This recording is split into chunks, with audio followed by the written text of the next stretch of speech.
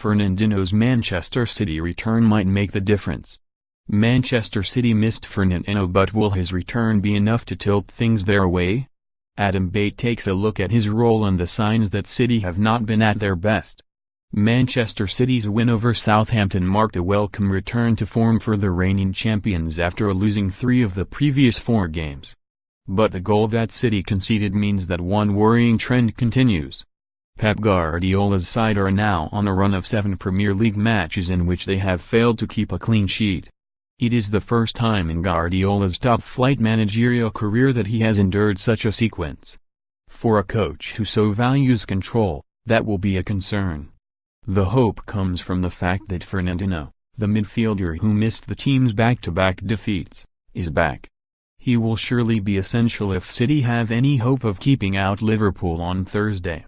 City's own website referred to the Brazilian as the invisible glue that binds City's many strands together earlier this season. That has proved prophetic as something seemed to fall apart in his absence. Fernandinho is the man who anticipates the problem before it arises. He snuffs out danger and provides City's stars with a platform on which to play. After seeing Fernandinho score 1 and set up another against Burnley in October, Guardiola was lavish in his praise. "He is so important for us," he said. "No doubt about that. Today he was clever, his body shape, every time he received the ball he was ready for it. He was incredible. Extraordinary. Today was one of the best performances this season."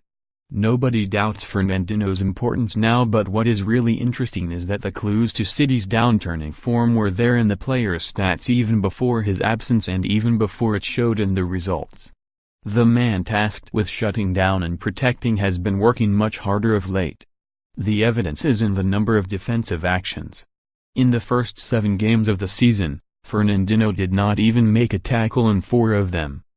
He has made at least 1 in each of the 11 matches since, with 6 of them coming at Chelsea, the only defeat he has been a part of this season. He has gone from averaging a tackle every other game in that first part of the season to averaging 3 a game since.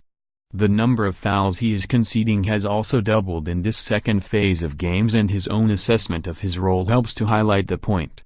The important thing to understand, from my point of view, is if the opponents break our lines and they are attacking our box, something has gone wrong and it is me who has to fix it, Fernandinho said in November.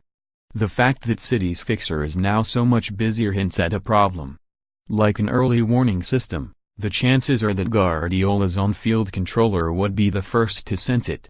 January 3, 2019, 7 p.m. Live on. There has been misfortune, of course.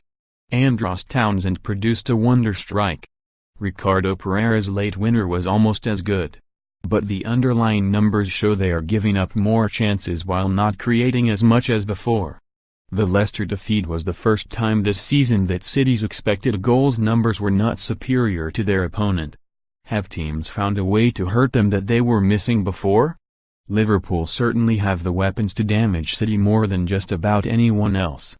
According to Guardiola himself, they are just about the best team in Europe right now. So he will need to come up with a strategy at the Etihad Stadium that masks those weaknesses once again. "I have to reflect and think about what the team needs and how to help them," he explained after the result at the King Power Stadium. "What we have to do is try to change the dynamic." As shown by the more controlled performance at Southampton, Fernandinho's presence will help. Guardiola has his favorite masking agent back. See Man City and Liverpool go head-to-head on Sky Sports Premier League. "Everyone knows their role and what they have to do on the pitch," explained Fernandinho back in November when the system seemed to be working so well. So, for example, if you are playing against a team with very fast, attacking wingers, we cannot go forward without someone, me, covering those players if their full-backs have joined the attack. Liverpool have that pace out wide and they have beaten City with it even when Guardiola's team were coming into the contest with more confidence than this. So will Fernandinho be enough to stop them this time, or could he just have too much to do? That is likely to be the key battle. A potential decisive one in the game, and the Premier League season. Predict 6 correct scores for your chance to win £250,000.